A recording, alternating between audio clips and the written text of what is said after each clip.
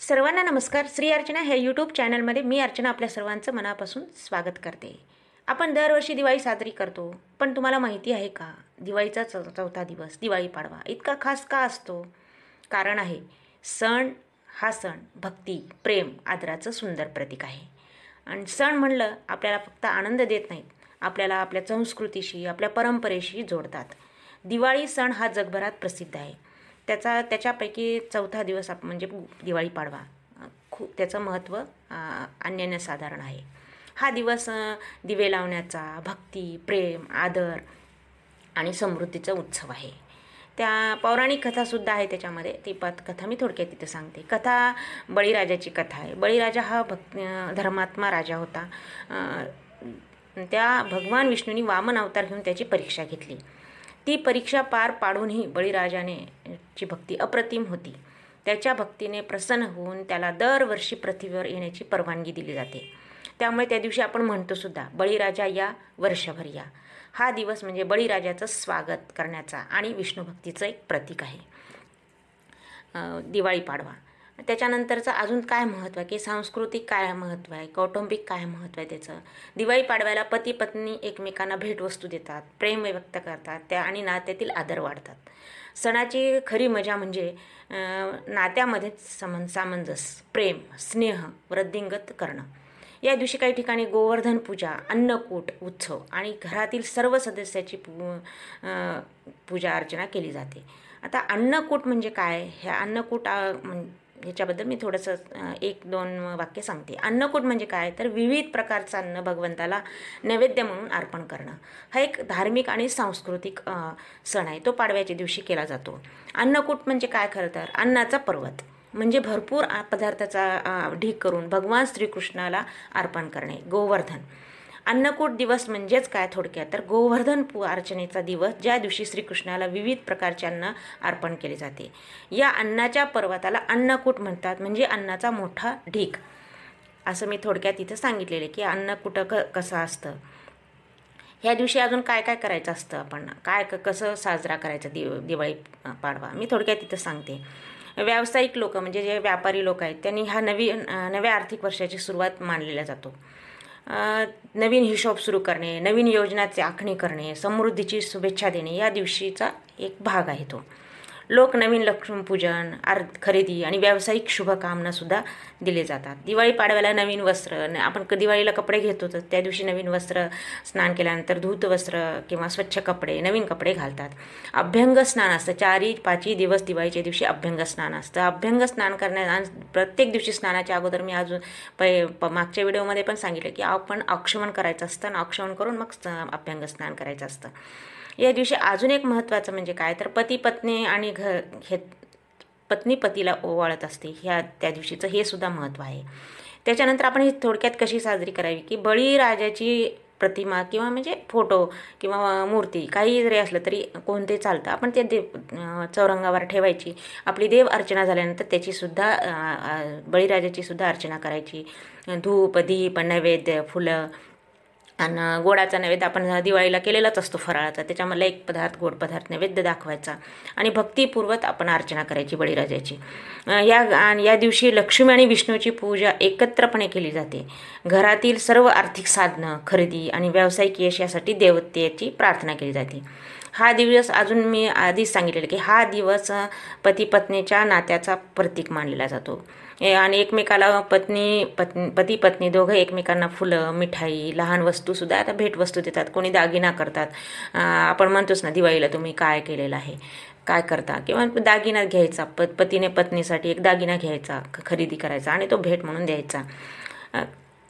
आणि हे कसं दिवाळी पाडव्यामध्ये बाह्य पूजा नाही, तर आपण अंतःकरणातून कृतज्ञता व्यक्त करणं हे सुद्धा महत्त्वाचं असतं. नात्यामध्ये प्रेम, भक्ती, आदर वृद्धिंगत करण्याची संधी म्हणून हा सण आपण साजरा करतो. आणि अजून एक मला सांगावंसं वाटते की या दिवशी ह्या आपल्या संस्कृतीमध्ये मुलगी वडिलाला औक्षण करते. आपल्या संस्कृतीमध्ये मुली आणि वडील यांचं नातं अत्यंत पवित्र मानलेलं आहे. दिवाळी पाडवा मध्ये मुलगी वडिलांना औक्षण करून त्यांचा आशीर्वाद मागते. तर हे आपण कसं करायचं, का केलं जातं ह्याचं मी थोडक्यात इथं माहिती सांगते. आपण औक्षण का करतात आणि त्याचं महत्त्व काय आहे. लेक वडिलांना औक्षण करते म्हणजे त्यांच्यावर प्रेम, आदर आणि कृतज्ञता व्यक्त करते. हे केवळ विधी नाही, जीवनामध्ये सुख, आरोग्य आणि समृद्धी येण्यासाठी केलेली एक प्रार्थना असते. आपले वडील स्वस्थ राहावेत, दीर्घायुष्य राहावं, सुखी राहावेत अशीच मुलीला अपेक्षा असते, मुलीला मनोमनी वाटत असते. हे औक्षण घरात आपल्याला घरात नात्यांना घट्ट करत असतं. मुलगी आणि वडिलाच्या नात्यामध्ये प्रेम, आदर आणि विश्वास वाढतो. धार्मिकदृष्ट्या काय आहे, हे परंपरा भक्ती आणि कृतज्ञतेचे एक प्रतीक आहे. वडिलाचा आशीर्वाद म्हणजे सकारात्मक ऊर्जा आणि एक दिव्य शक्ती मिळवणे असंच मला वाटते. औक्षणानंतर वडील मुलीला दीर्घायुष्य, आरोग्य, समृद्धी आणि याच्या शुभेच्छा देतात. लेक वडिलांना औक्षण करते आणि वडील आशीर्वाद देतात. ही परंपरा मुलगी आणि वडिलांमधील आदर आणि भक्ती आपल्याला दर्शवते. या दिवशी अजून एक मी सांगितलेलंच आहे की पत्नी आपल्या पतीसाठी औक्षण करते. त्याचं कारणसुद्धा मी सांगते की का करते किंवा त्याचं महत्त्व काय. एक थोडक्यात मी तर सांगितलेलं आहे. त्या पतीचं आरोग्य, दीर्घायुष्य, समृद्धीसाठी ती प्रार्थना आहे. हे औक्षण कसं केलं जातं आपण पाहूयात. पतीला पाटावर बसवलेलं जातं. रांगोळी केली जाते आणि औक्षणाचं ताटामध्ये निरांजन ठेवून औक्षण करते आणि मनोमनी म्हणते सुद्धा की आपण स्वस्थ राहा, दीर्घायुष्य लाभो, घरात सुख समृद्धी राहो असं मनोमनी पत्नी म्हणतसुद्धा असते. आणि पतिदेवाचा आशीर्वाद पण घेते. कारण पती म्हणजे आपल्या संस्कृतीमध्ये पतीला देव मानलेला आहे, म्हणून पतिदेवाचे पायावर नमस्कार करून आशीर्वादसुद्धा मागते. ह्याचं काय म्हणजे थोडक्यात काय तर पती पत्नीला प्रेम, आदर, आशीर्वाद देतो. हे आशीर्वाद नात्याला अधिक घट्ट करतात, मजबूत करतात आणि घरामध्ये सकारात्मक ऊर्जा निर्माण होते. हा दिवस म्हणजे काय, प्रेम, विश्वास आणि आदर आणि सामंजस्य वाढतो. दिवाळी पाडव्यात केलेले औक्षण आशीर्वाद संपूर्ण वर्षभर आपल्याला शुभ फल देतात असंही मानलं जातं. घरामध्ये आपल्या आनंद, प्रेम आणि समृद्धी कायम राहते. काही ठिकाणी भेटवस्तू देऊन किंवा फुलं अर्पण करून प्रेम व्यक्त केले जातं. पती पत्नी यांच्यातील नातं घट्ट आणि आनंददायी राहतं. पती पत्नी, मुलं मुली किंवा घरातील सर्व घरातील सदस्य एकमेकांना भेटवस्तू देतात, आशीर्वाद घेतात. त्यामुळे काय होतं, नात्यामध्ये प्रेम आणि आदर वाढतो.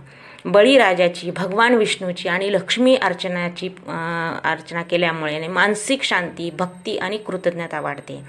या दिवशी केलेली अर्चना विधी आपल्या घरामध्ये समृद्धी, ऐक्य आणि सकारात्मक ऊर्जा निर्माण करते. ह्याचे फायदे मी सांगते की काय काय फायदे आहेत. छोट्या वाक्यामध्ये मी सांगते. पत्नी, मुले, वडिलांना, पतीला, कुटुंबियांना औक्षण करून त्यांच्या आरोग्य आणि दीर्घायुष्याची कामना करते. औक्षण म्हणजे काय, दीर्घायुष्य वाढणं, आरोग्य चांगलं राहणं. काही ठिकाणी हा दिवस व्यवसायासाठी अनेक नवीन हिशोब करून सुरू करण्याचा आणि आर्थिक निर्णय घेण्यासाठी सुद्धा शुभ मानलेला आहे. लक्ष्मी अर्चनामुळे आर्थिक समृद्धी आपल्या घरामध्ये येते. या दिवशी औक्षण पूजा केल्यामुळे आपलं संस्कृती, आपली परंपरेची सुद्धा जपणूक होते. आपल्या पिढींना सुद्धा कळतं, पुढच्या पिढीला की ही संस्कृती आपली कशी आहे, आपण कशी केलेली आहे. तर उत्सवाच्या आनंदाने, दीप प्रज्वलाने आणि घरातील स्वच्छतेमुळे मनात आनंद, प्रेरणा आणि सकारात्मक ऊर्जा निर्माण होते. तुम्हाला हा व्हिडिओ आवडला असेल, लाईक करा, शेअर करा, सबस्क्राईब करायला विसरू नका. कमेंट करून सांगा की तुम्ही दिवाळी पाडवा कसा साजरा करता. दिवाळी पाडवा आपल्याला शिकवतो भक्ती, प्रेम, आदर या 3 गोष्टी जीवनात उजळावावेत. औक्षण आणि आशीर्वाद घेणे परंपरा आहे आणि जीवनामध्ये आपल्या सकारात्मक ऊर्जा आणण्याचा एक मार्ग आहे.